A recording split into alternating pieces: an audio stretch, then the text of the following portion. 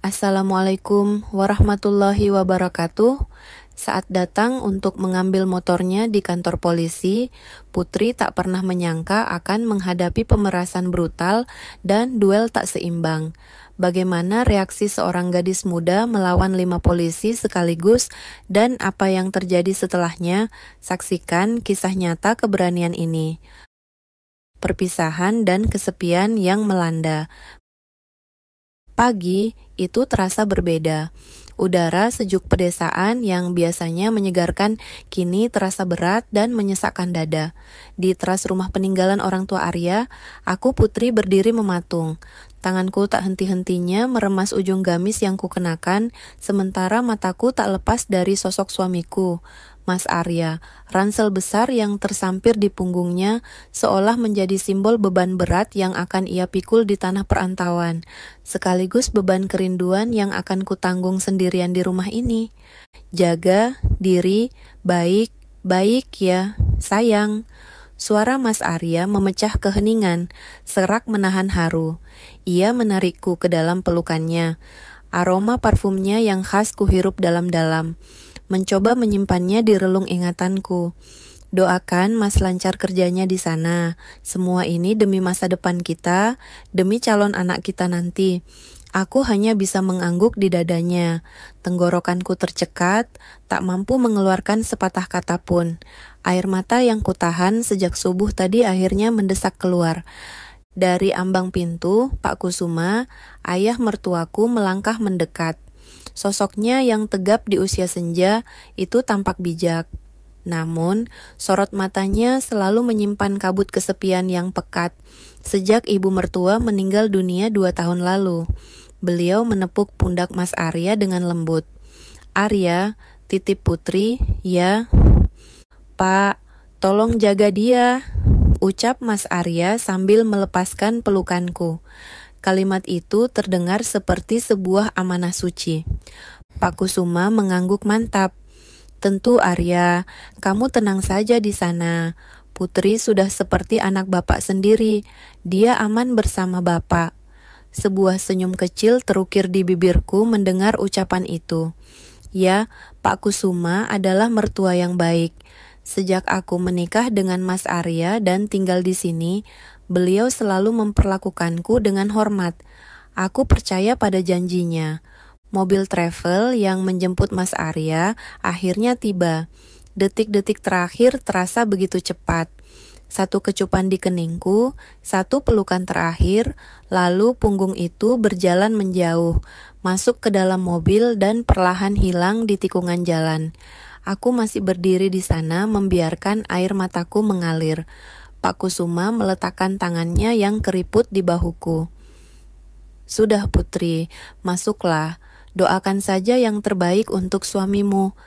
Saat itu, sentuhan tangannya terasa menenangkan, sebuah gestur kebapakan yang tulus. Aku tak pernah menyangka gestur yang sama suatu hari nanti akan membuatku gemetar ketakutan. Kesepian berujung kejanggalan.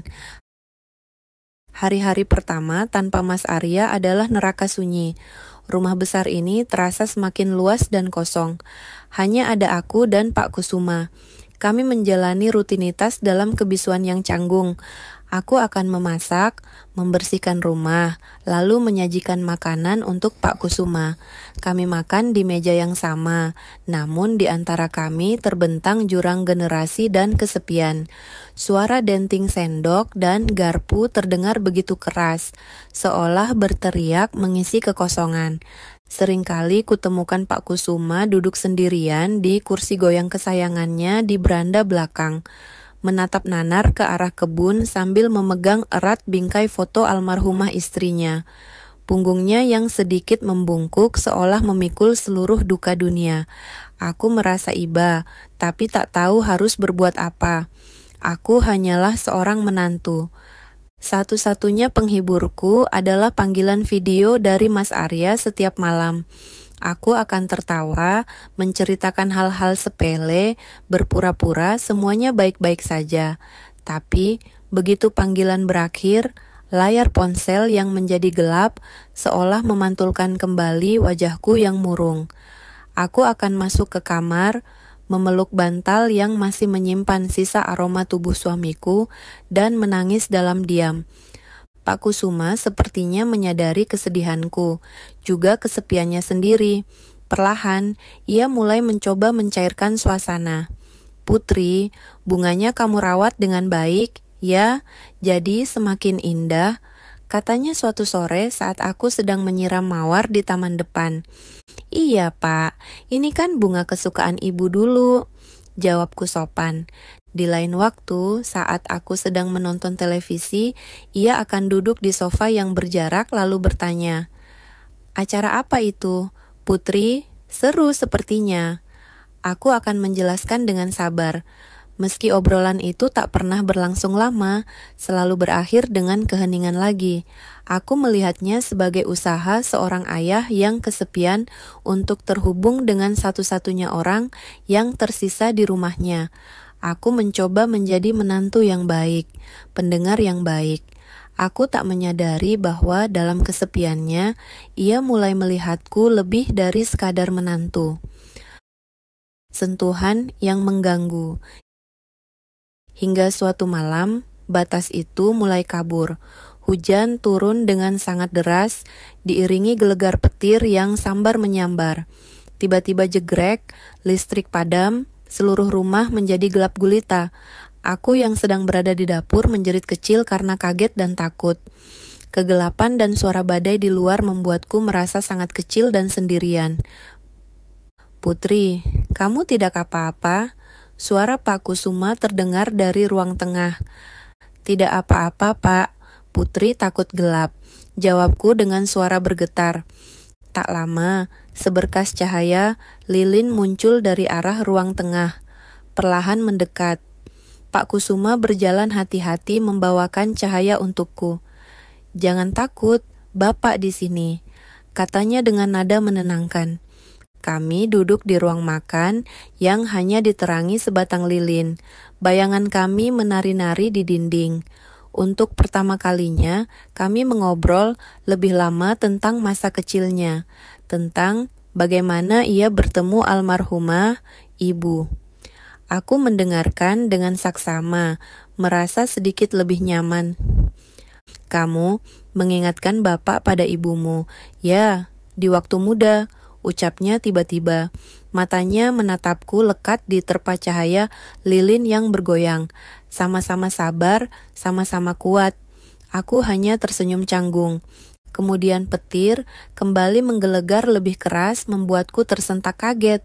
Secara refleks, Pak Kusuma mengulurkan tangannya dan menepuk-nepuk pundakku. Tenang, Putri, hanya petir. Awalnya sentuhan itu terasa wajar, sebuah bentuk perlindungan dari orang yang lebih tua. Tapi kemudian aku merasa tangannya tidak beranjak. Tepukannya berhenti, namun telapak tangannya tetap menempel di bahuku. Terasa hangat, terlalu hangat. Lalu aku merasakan ibu jarinya bergerak perlahan, mengusap bahuku dengan lembut. Seketika seluruh tubuhku menegang, jantungku berdebar kencang, bukan lagi karena petir. Rasa nyaman itu lenyap, digantikan oleh perasaan aneh yang tidak bisa kujelaskan. Itu bukan sentuhan seorang ayah kepada anaknya. Ada sesuatu yang lain di sana, sesuatu yang salah. Dengan perlahan dan sangat hati-hati agar tidak menyinggung, aku sedikit menggeser tubuhku menjauh. Sepertinya hujannya sudah sedikit reda, Pak, kataku berusaha mengalihkan suasana. Pak Kusuma sepertinya tersadar. Ia menarik tangannya dengan cepat, seolah telapak tangannya baru saja menyentuh bara api. Wajahnya tampak sedikit salah tingkah.